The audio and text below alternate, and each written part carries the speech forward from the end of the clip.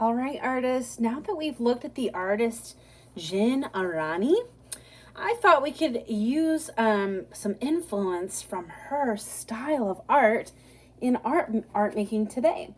So we're going to start with a circle sphere first.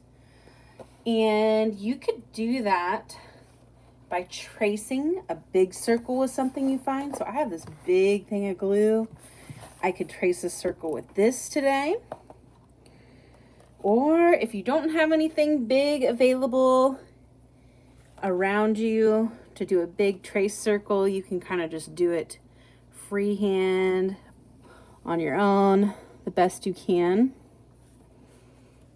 Doesn't have to be a perfect circle, but we want it to be decently sized. We don't want it too small, okay? So I've got my circle here. It's filling up the most of the page. Then I'm going to go ahead and draw the zigzag line of the mountaintop first. So it doesn't have to be all the same height. Just like that, okay? Now, if you have markers, I want you to get those out. Or if you have watercolor, you can use watercolor for this. So since this is a wintry theme, I want us to stick to cool colors for the sky. And I want you to experiment. If you don't have watercolors at home, you can experiment with using markers and water. So we could just do a couple lines kind of in our sky with purple, and take a container of water and a brush if you have it, and kind of rub water over the top of the marker. Maybe pick another color and kind of blend it in the background, kind of going all different directions.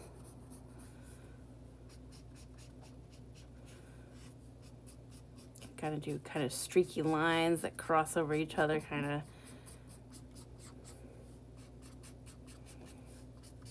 Lots of texture here. Get your brush and your water. Really get it wet. So one of our other cool colors, remember, is green. So we can throw some green in there.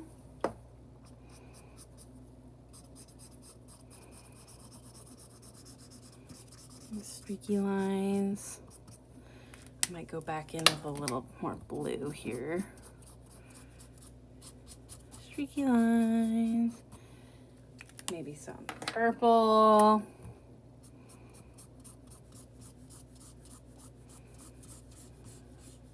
Okay. Grab a little bit more water on your brush and paint it on over that marker area. Now remember, if you don't have markers, you can still use your cool color crowns. Or, like I said, if you have a watercolor set, experiment with different values of watercolor. Okay. So I have my sky painted so far. The next step is going to be to get a black marker out. Okay, so get your black marker handy for you.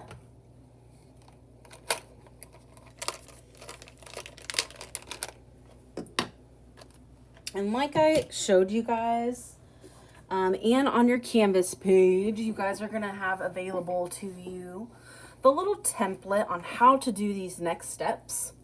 So first, I want you to start by taking your black marker and just go ahead and outline that zigzag horizon line for the mountains here. Okay. Now, you're just gonna focus on then wherever you have started a mountain, you're gonna bring a line down a little bit. Okay. And this is gonna help us figure out how we can create more depth within these mountains to make them look like they're popping out at us, make them look more 3D. So like Jen, she does a line pattern on each side, like I showed you guys, each side of a mountain. So let's do all on the left side of the mountain. So we're just gonna do a little line that comes up here.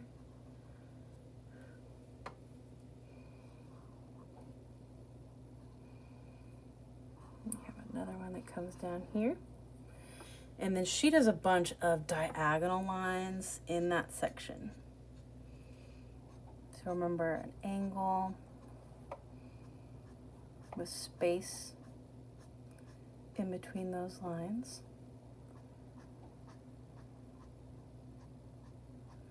Ta-da!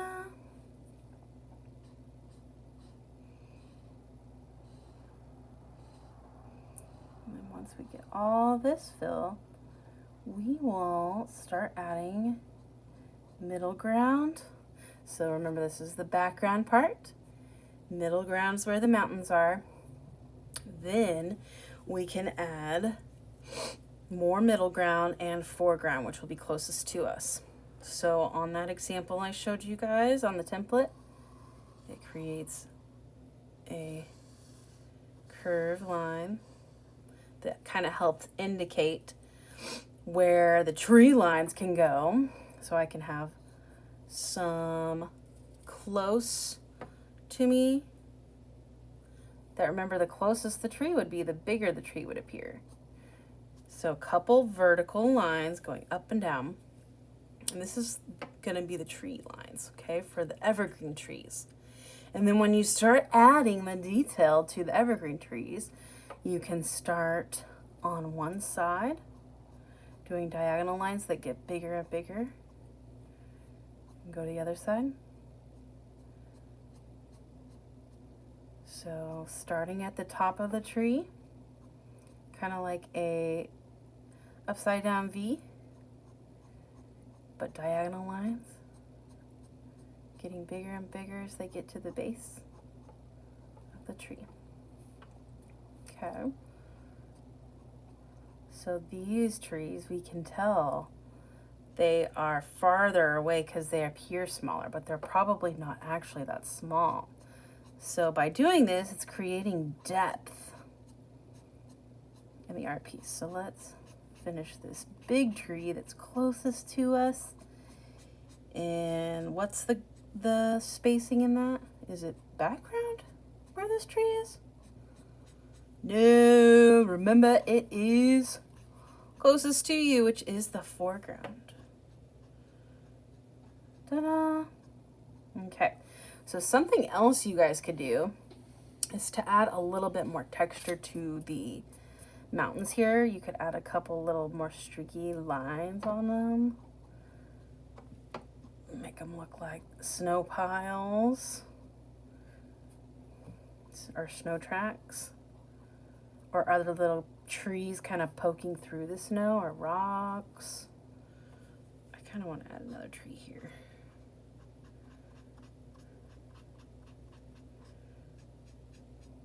Here. And then when I sign it, I can sign it somewhere on the bottom here. And then once it dries, I can cut it out. And here's the thing, if you guys wanted to, you could make a smaller version of this. I found some scrap cardboard in my recycling bin, and I did the same thing. I found a circle and I traced around it, and I thought that this could become an ornament. So I could do a smaller one, and then I could poke a hole in it. If I don't have a hole punch, I could just be careful or ask for help and poke a hole in the top with my scissors once I'm done with this. And then if you don't have string at home, I was thinking of other things that might be string-like, so I found some dental floss. So I could take out some dental floss, bring the two sides together, and then find that bottom loop. And you would put that loop through the hole. And then bring the other two pieces of string through that loop and cinch it together.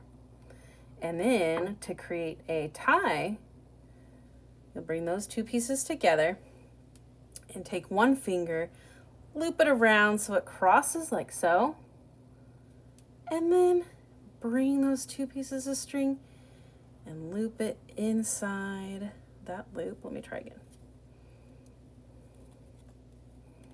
Sometimes it helps to have two fingers available. So then voila. Check it out, you guys.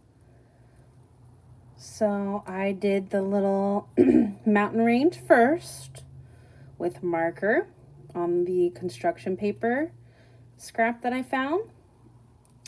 Then I colored in the sky with cool colors with crowns. And then I also rubbed a little blue marker over the top, took my paintbrush, still kind of drying, and added that in there. Then I also, since I remember we have white crowns, I went ahead and colored in the snowy mountains with the white crown. So voila, if you have a Christmas tree at home, you can add that on there. You could even write the year, 2020, and your name. Voila. Great job.